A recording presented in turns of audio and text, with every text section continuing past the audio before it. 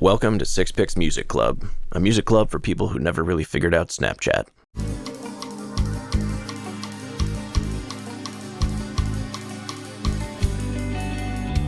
Hey everybody, this is Dave, and I'm here with my buddy Geoff Yo. and Russ.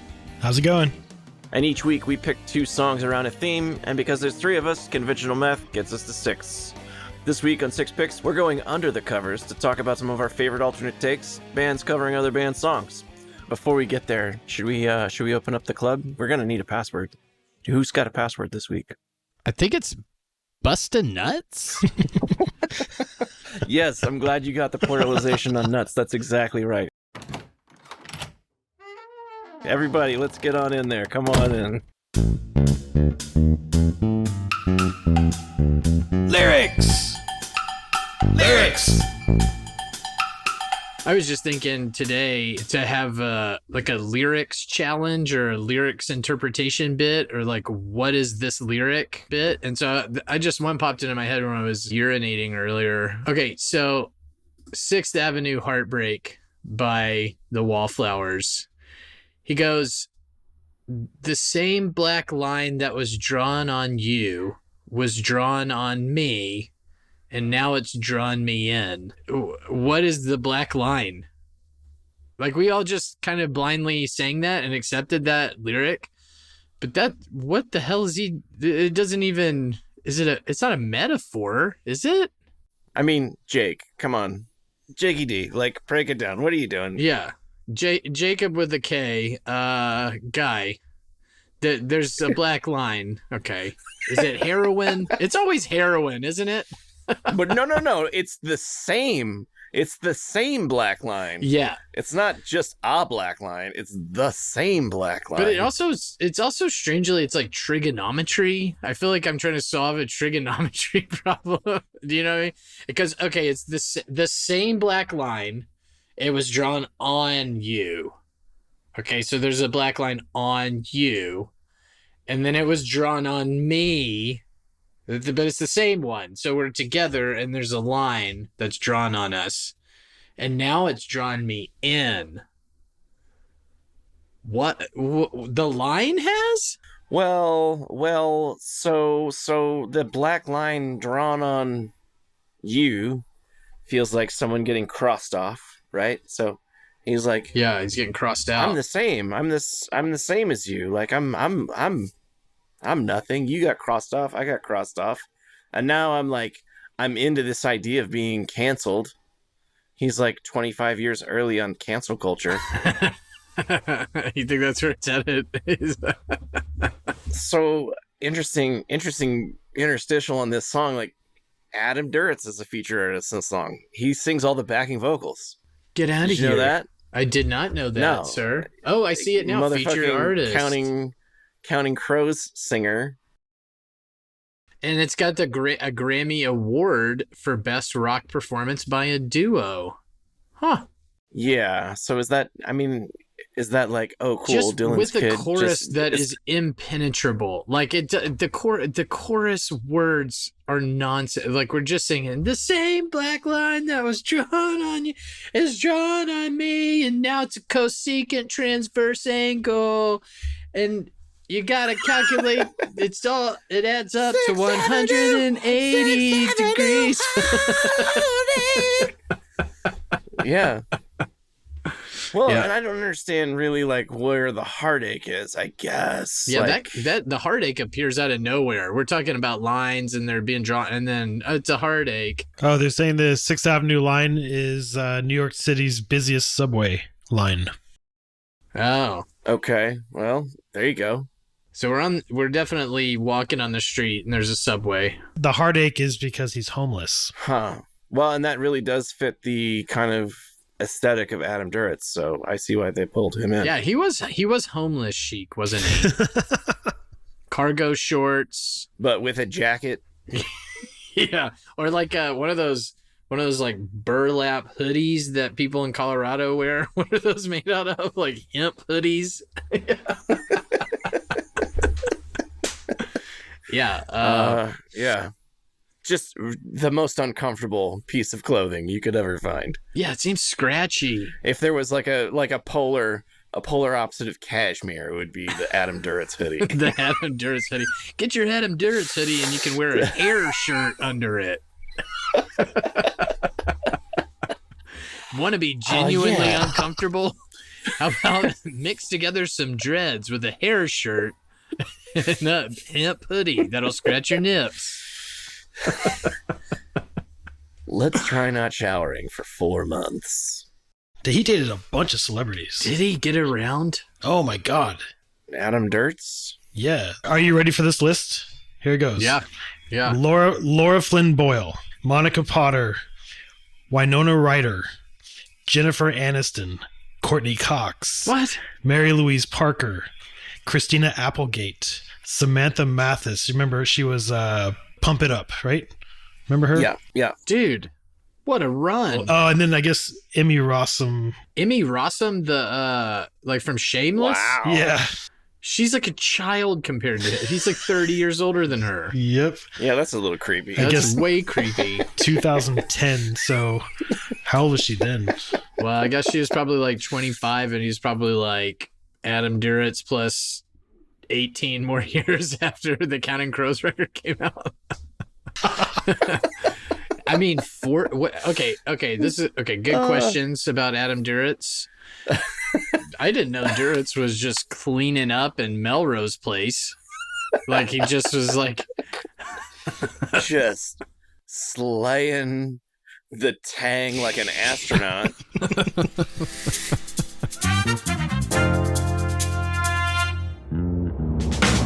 All right, well, diving right into our main topic tonight, we've got our Under the Covers bit where we're going to look at songs that were originally written and performed by one band and then performed a second time and recorded by another band.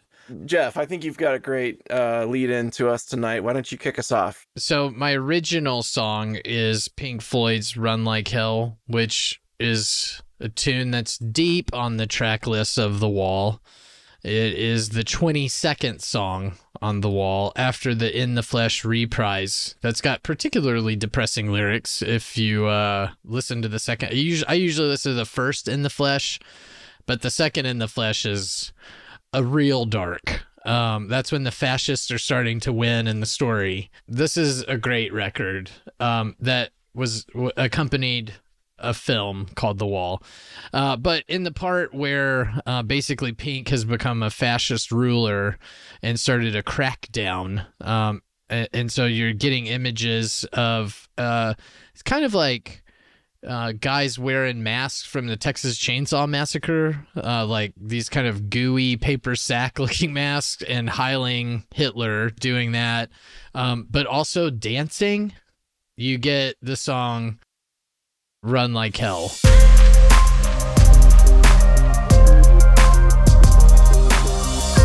It's got a great guitar riff, you know, but it's got very dark content. So the lyrics to Run Like Hell are you better make your face up with your favorite disguise, with your button-down lips and your roller blind eyes, with your empty smile and your hungry heart. This is a song about despair, for sure. And it gets even worse because the second part of the song is about getting crushed by fascists. Anyway, it says the second part is, you better run all day and run all night, keep your dirty feelings deep inside, and if you're taking your girlfriend out tonight, you better park the car well out of sight, because if they catch you in the backseat trying to pick her locks, they're going to send you back to mother in a cardboard box. Whoa. You better run. And that's accompanied by a guy that's actually hooking up with his girlfriend in the backseat, and they take him out of the car and drag him down the street and then attack her. So it's a really bleak depiction. The song absolutely dominates. It's only a couple of minutes long. You know, this is unlike many other things that people were listening to in 1979, I would say, and the movie's 1982. My cover of it is by Kittie.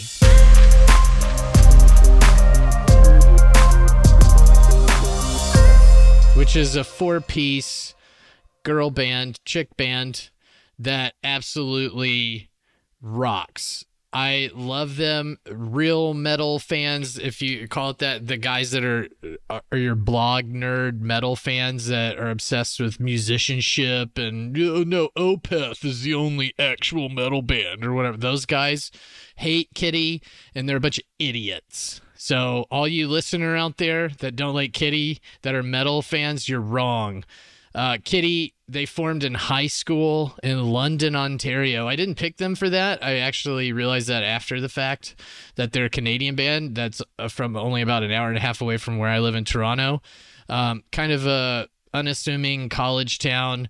But these girls they were 17. They were goth. They were pissed. They did not like boys. They thought that boys were a bunch of Neanderthals, and you can't really blame them for thinking that.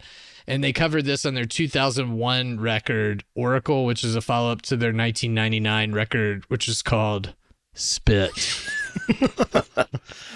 I fucking love it. This was their follow-up. They cover Run Like Hell. What's great about their cover of this song is that it goes from being anti-fascist to being anti-patriarchy. When they're hitting, so first off, it's just a rocker. It doesn't have the nice David Gilmour guitar lick in it anymore. The that's gone. It's just for like a full minute before they even start. Yeah, bum, ba-dum, bum, bum, with a lot of double bass drum, and they're just here to rock your lame ass. They're just not fucking around.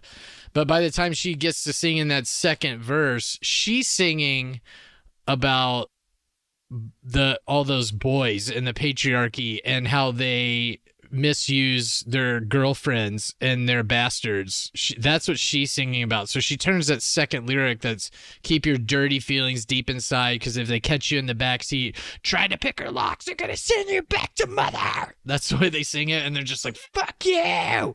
And it hits hard to me, and I love them for that. I love them for how hard they rock, how pissed they are. I'm pissed too, and so I listen to this song when I'm pissed off. It makes me feel good.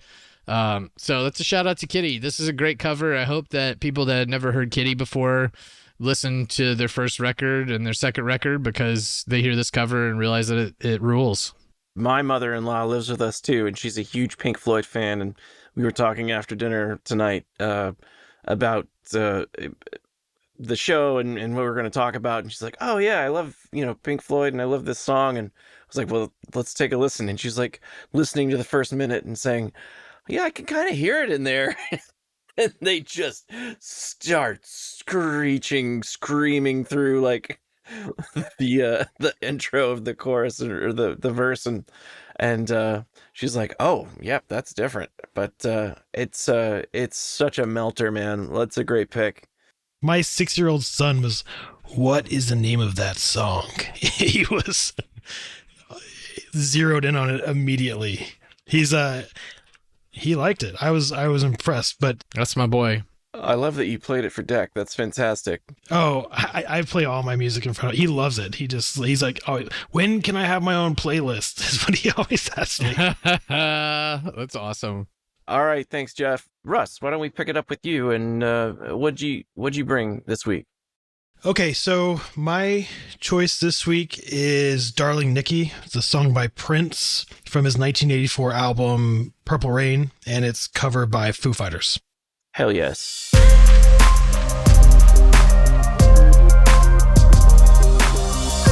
I love this song. It's I love the original and I love the covered version. I chose it because it's a bold and provocative song that, I don't know, it started a lot of controversy up when it was first coming out. Yeah, it's one of the best songs about masturbating that's out there, and it's like 40 years old. Yeah, the explicit lyrics about sex and that hidden message at the end that you have to play backwards to hear. At least in the 80s, parents were thinking it was satanic, I'm sure, only to play it backwards to hear him saying, hello, how are you? Fine, because the Lord is coming soon, or something like that. So, it's played gospel-y, right? And so Foo Fighters did a cover of Darling Nikki, almost as a joke, because Dave Grohl loved the song, and then they ended up releasing it on their Australian single for Have It All in 2003 off the 1x1 record. And it actually gained some popularity and got some play on the radio. I think covers, for me, need to respect the original and also capture the band style that performs it. And if you listen to the Foo Fighters version of Darling Nikki, and you didn't know this original song, it would just sound like a Foo Fighters song.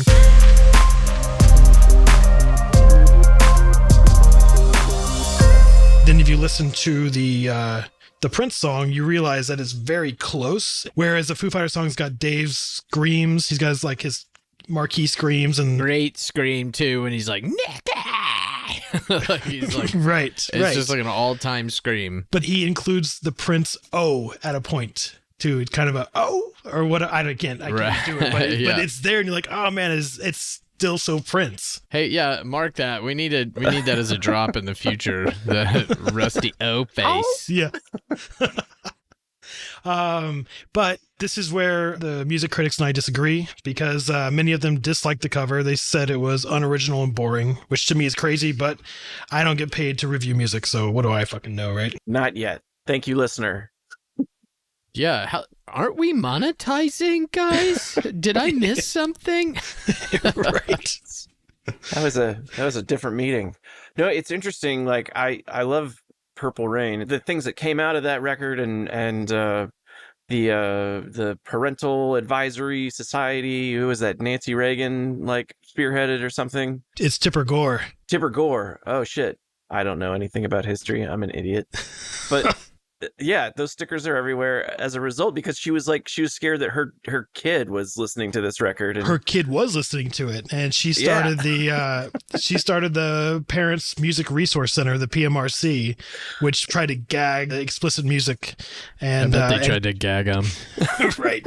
Well, so I mean, we can say thanks to Tipper and Prince for all the albums with the Parental Advisory branding. Yeah. You know, Tipper and Al are freaky behind closed doors. You know they're flying that freak flag, and I bet they actually get off on the censorship. You know, they're censoring everybody else, but then they're just like, oh yeah, just what did you get passed through Congress today? Oh, we're gonna make them paint parental advisory stickers on the front of CDs. Oh yeah, muzzle those artists. Yeah. Yeah, man, that's crazy. And what a history those two have with censorship. They tried to create something that would go on top of a TV. I think it was called a V-Box or something. Actually, that's just what I call my wife.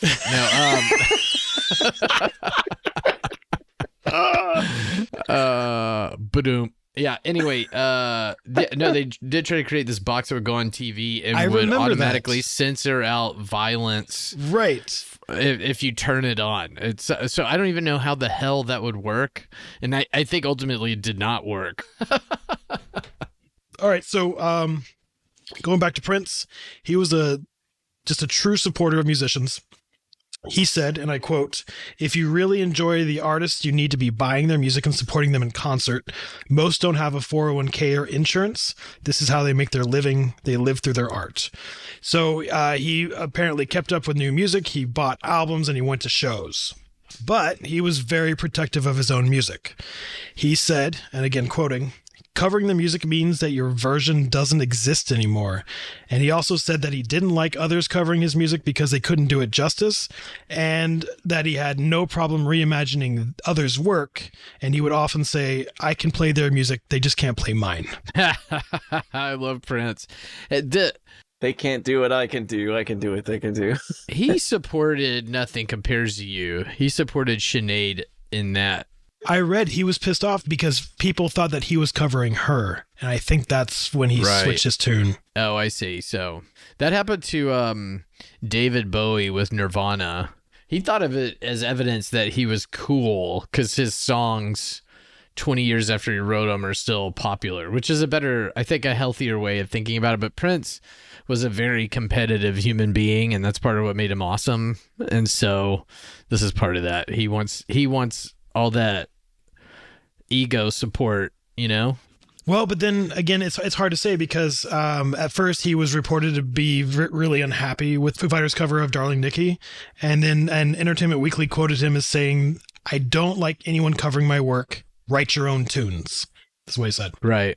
And then he wouldn't grant the Foo Fighters an official U.S. release. So they somehow got it on the Australian record, but never officially on the U.S. However, I guess last year, Prince's former assistant, Ruth Violet Arzate, said that he actually liked the Foo Fighters version of Darling Nikki, and he had told her that his statement was taken out of context in that Entertainment Weekly article. He said, and again quoting, "Foo Fighters embodied Darling Nikki in the way it was meant to be played. They are so good they could do a whole album of my rock songs. And I do like the way Dave Grohl keeps the integrity of the song in his performance." Hold on. So time out. They were quoting Prince here. Noelle, she was quoting something that Prince said to her. I heard that Prince wouldn't let journalists record their conversation, and he wouldn't let them take notes while they're talking to him. He would just have the conversation, and then they would have to go furiously write down the notes of everything he said. But this did two things. One is that nobody can ever quote him directly, which means that he can always deny it. And the other thing is that it just made them record their impressions of their conversation rather than trying to get quotes the whole time. So they actually had to hold a conversation with him and then later remember it, which is a form of art in itself. Anyway, I hope all that's true. That's what I've... Yeah, that's cool. I hope it is true also. That's good. In 2007, Prince performed a cover of Best of You by Foo Fighters at the Super Bowl. He did not ask them for permission either. So they'd both covered each other's songs without permission. Taylor Hawkins, the Foo Fighters drummer, joked it was revenge for their cover of Darling Nikki. And at this time, they still thought Prince was angry with him. But Taylor was quoted as saying, "Having Prince cover one of our songs and do it better than we did was pretty incredible." So there was no love lost on that side of it.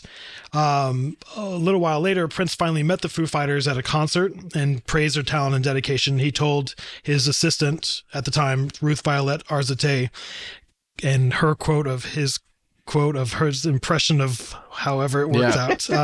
This is what she remembers, I guess. Him saying, "The entire band was excellent, and you know how much I admire excellence. They were raw and edgy in their playing.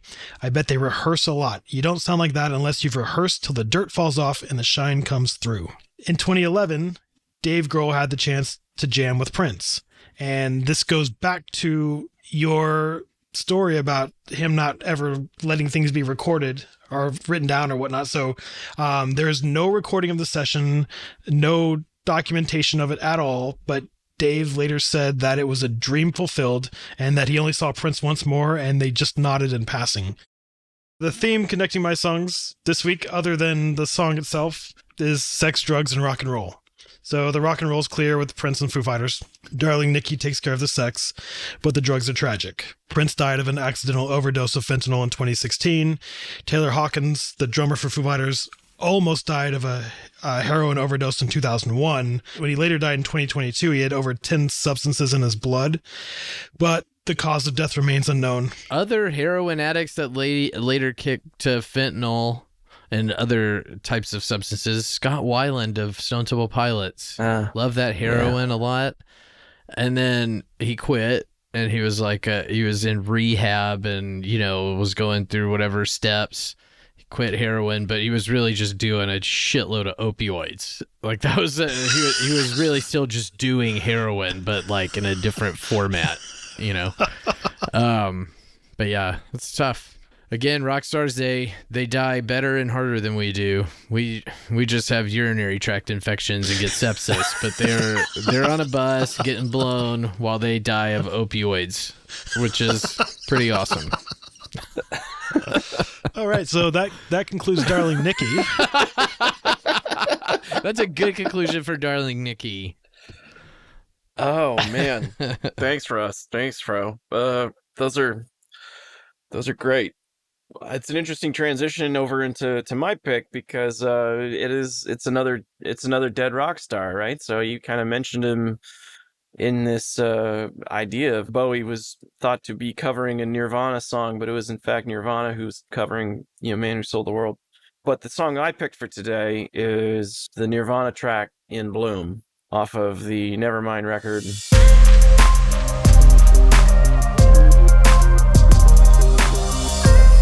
So In Bloom is the track off of Nevermind. Dude, which it's their best song, man. I just have to get it out there.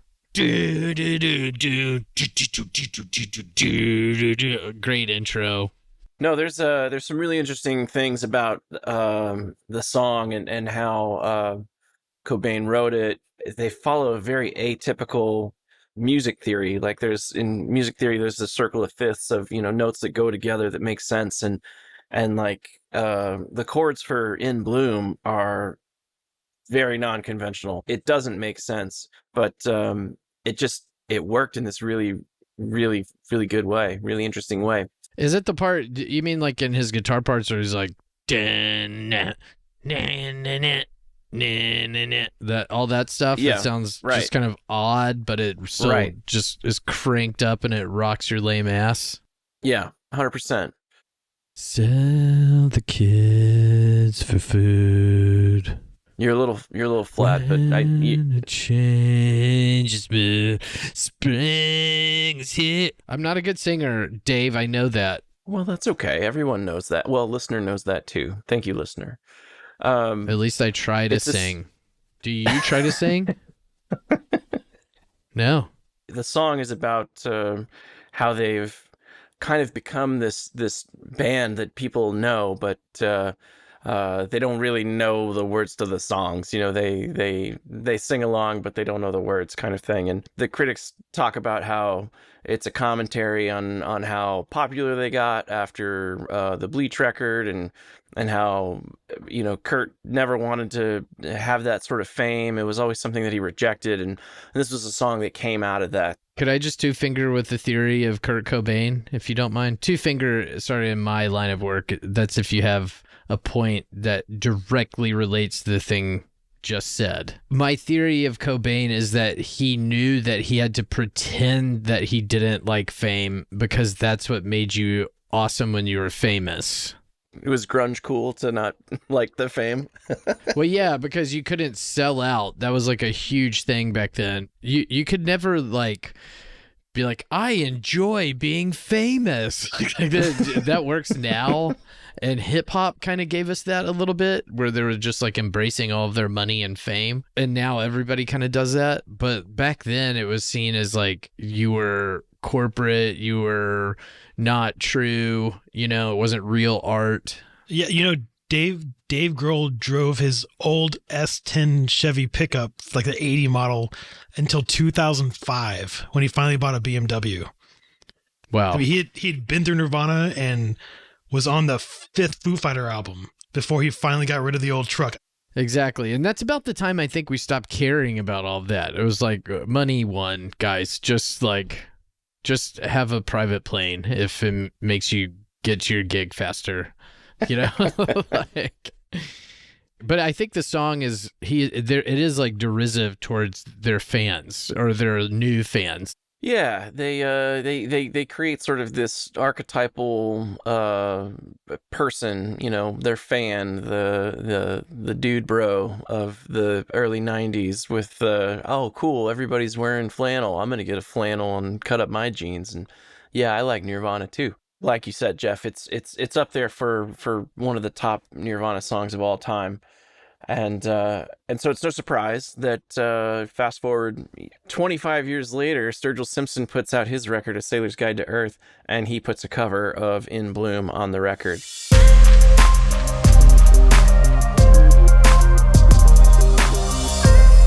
And he talks about when he was writing this record, because he was a new father. He came off the road to be there for the birth of his son, as I remember it. And, in the first couple of months of being a dad, he wrote this album as sort of a love letter to like, hey, these are things that I want you to know as my kid. And so he records this cover of it.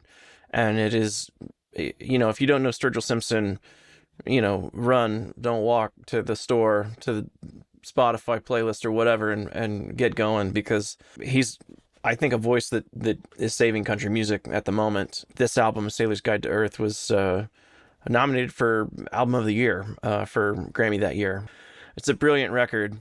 and this cover is just really beautiful. Sturgill Simpson has reimagined this song in a more of a ballad-esque kind of way, and instead of like looking out at the listener as this archetypal sort of person, he gets very specific about who his person is in the song. And it's interesting because he does this unintentionally, because he records the song, but the lyrics are wrong. In the refrain, the actual lyrics are, "They don't know what it means when I say yeah," as what Kurt sings. But he changes it. He changes the lyric to, "Don't know what it means to love someone." Dude, I thought that. Right? I'm glad that you said that. I was like, those are the words that he's saying in the Nirvana song? Because it's about love. And yeah. Right. I was like, I guess I really don't know the words to this song. And so that's the thing. When Sturgill recorded it, he thought that's what the words were. Like, he just... did he? It was just an honest mistake? That's awesome.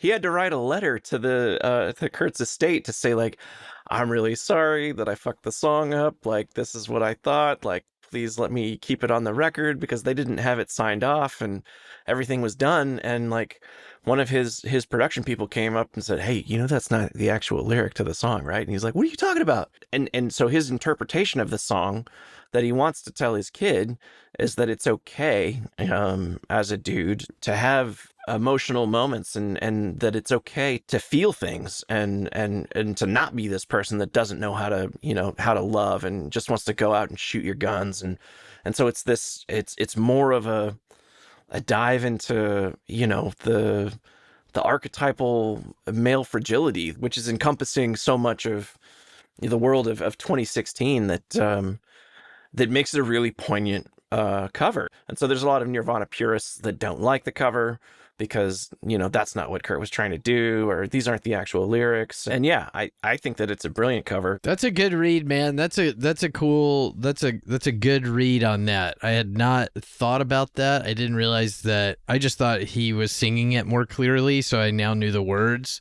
But that he did change that part. It's almost like he's literally not only singing to his own kid, but also to the younger version of himself, because he was probably a bit of a shit kicker too, that didn't know what he wanted to do, just like every 14-year-old boy is.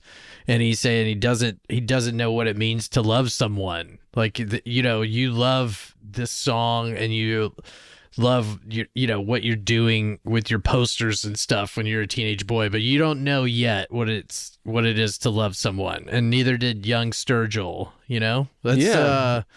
That's awesome, dude. That's smart. Even digging into just like being a father for the first time, like, I think, as you dudes, as both dads too, I think can attest to the idea that the love that you feel for your own children is something that's totally new and unique to any relationship that you ever had. And so I think there's a lot of connection there too. So I ate my kids, as you know, I ate them, but I did love the taste. So if that's what we're talking about, then yes, I do understand. Yeah, exactly. That's exactly right. And that's what we're all here for. Is cannibalism. 2 weeks in a row with Dave bringing love to the table. It's good, man. I got a lot of love. It's sweet. We need it. I was looking back at what I had done last week, and it turned out to be about heroin. Last week too. That's funny, man. At Six Picks, we cover the whole range. Of course, we're perverted, of course, and we think that dicks are funny. Like, I mean, come on. It's not our fault. Dicks are funny. Dicks are funny. They're funny. They're weird and funny. And then we like talking about rock and kicking ass. But we also, guys, we have emotions. We feel, and we're okay saying it, like Sturgill Simpson is now. Guys, just as like a little bit of a wrap on this, is I'd like to say that I like all of our picks this week. I mean, we've kind of done this a couple of times now, but I like all of the picks a lot. Like the originals and the covers that you all chose. Greatness. Yeah, I agree. I think that's a strong week. This was a good idea. Yeah, it was fun. Well, that's going to do it for us this week at Six Picks Music. Click the Spotify link in the show notes to dive deeper into all the songs we discussed today, and let us know in the comments what your favorites were.